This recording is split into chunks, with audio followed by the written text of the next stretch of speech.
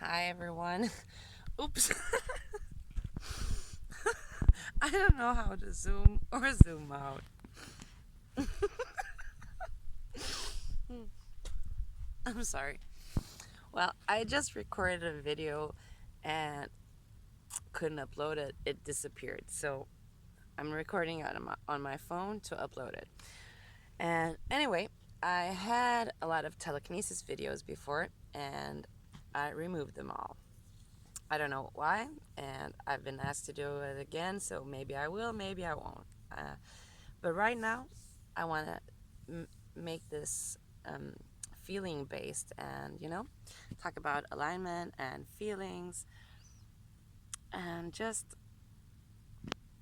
tell people because I read a lot and I do a lot to work about feeling better. Maybe if you know me, you'll probably know that I was raped on my virginity, or I lost my virginity to rape. And if you don't know me, well, now you know. So after that, like my biggest goal was to be in a coma and wake up when everything was all right again.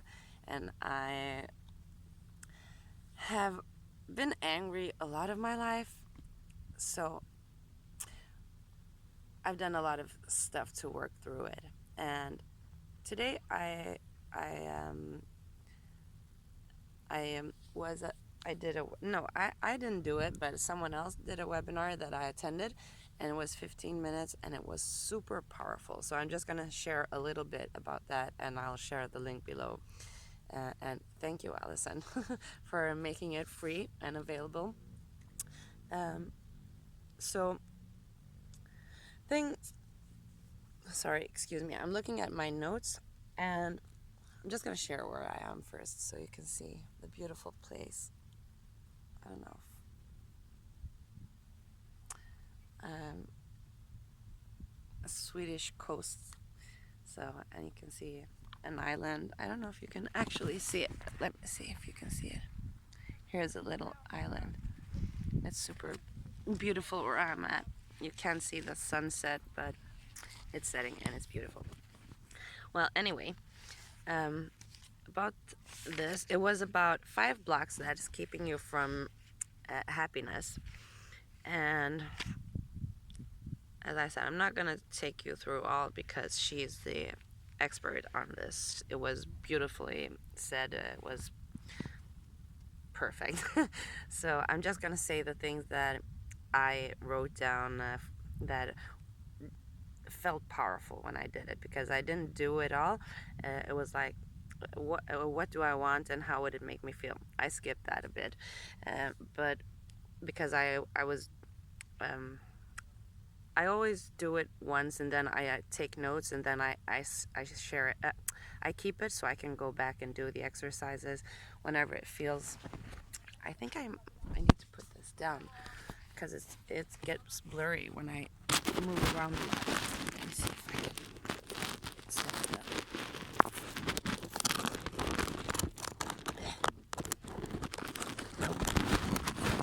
Wait. Oh, you might not be able to hear me. Oh, let's see. Like this. So, I'm just gonna take the 4.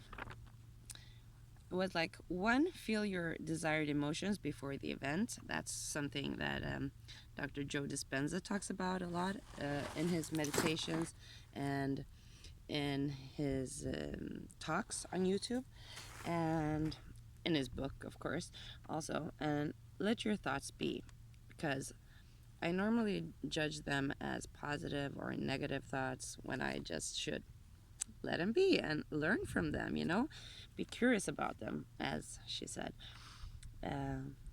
Accept your painful emotions.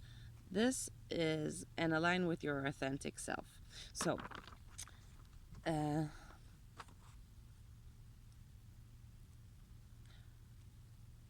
something that Kyle Cease talks about, and who else?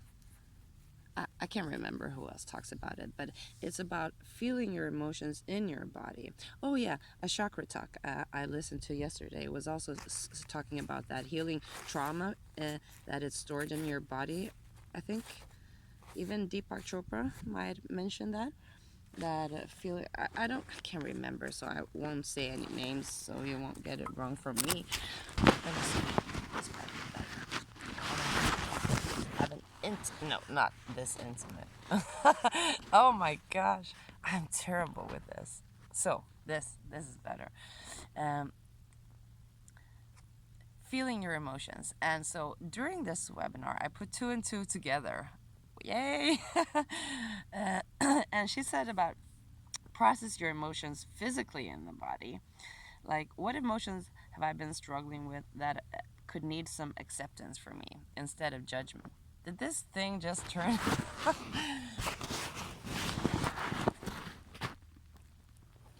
And there are a lot of emotions that need acceptance from me. So, uh, one example, no, I'm not going to give you any examples, but I wrote down a bunch of feelings that are like not so liked by me. I don't love them, like anger, guilt, shame. Okay, I gave a lot of examples, but overwhelmed too. And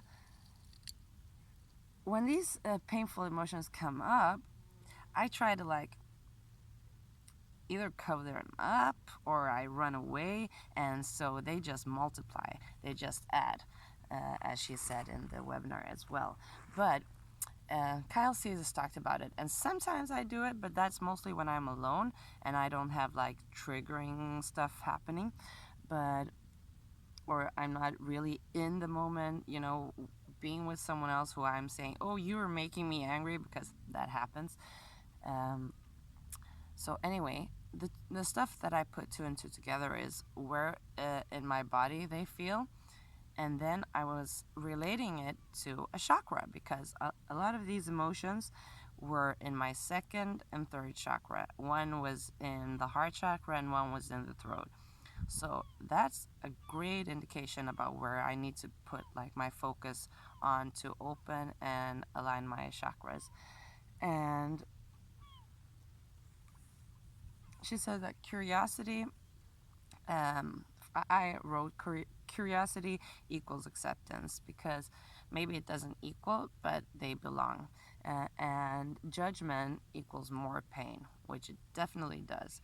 If I judge my feelings as bad, that's just another bad feeling. Like, I'm feeling bad that I'm feeling bad.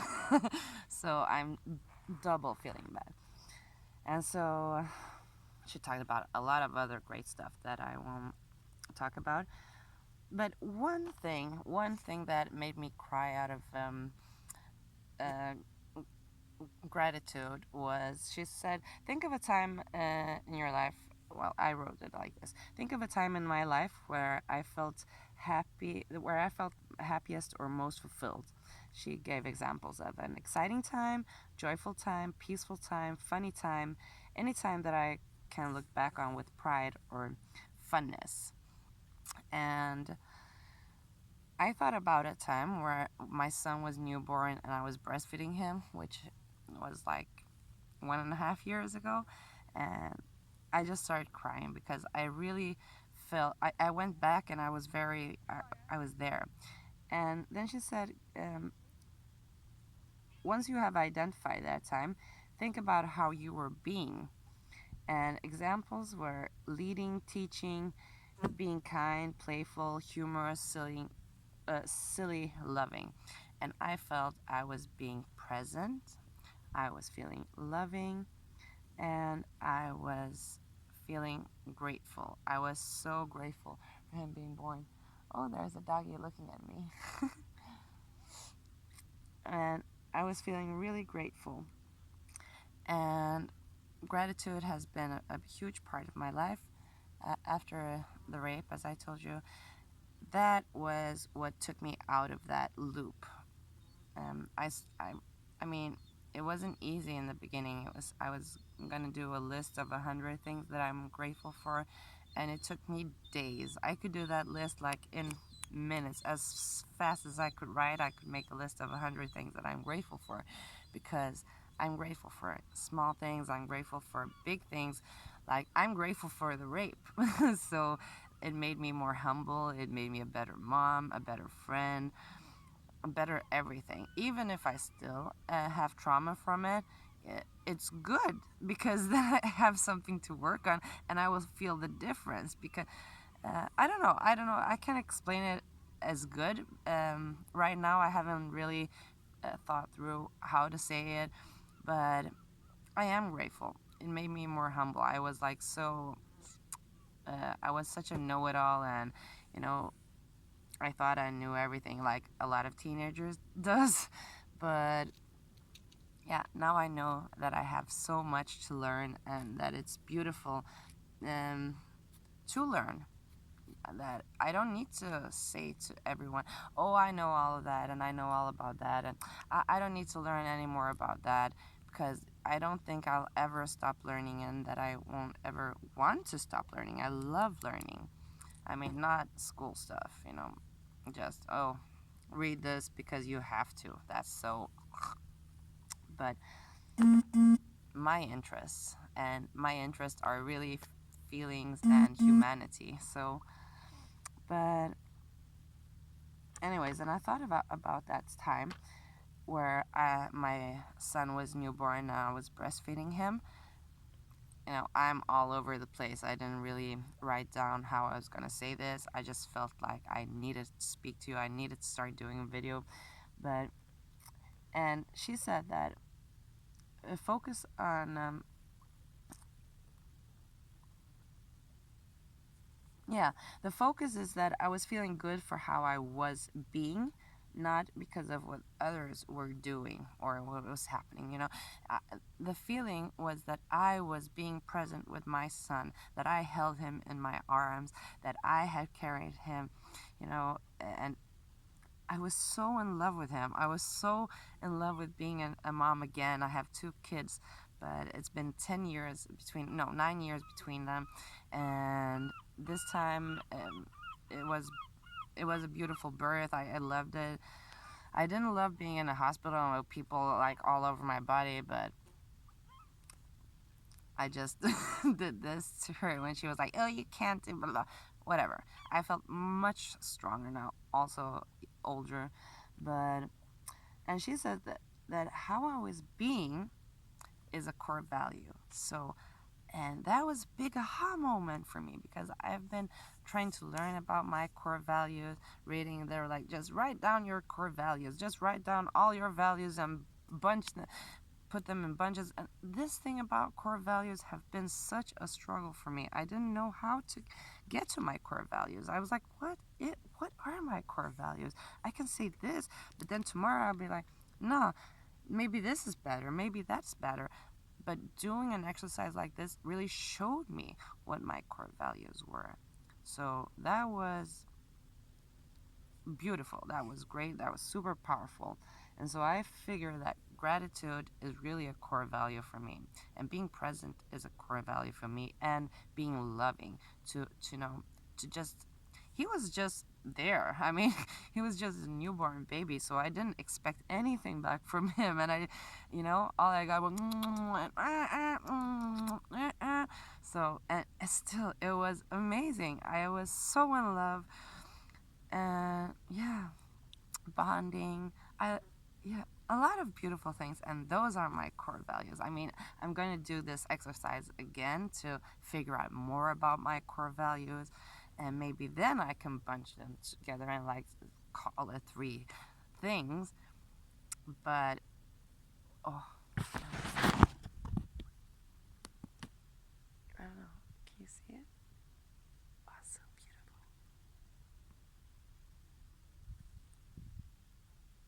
Wow.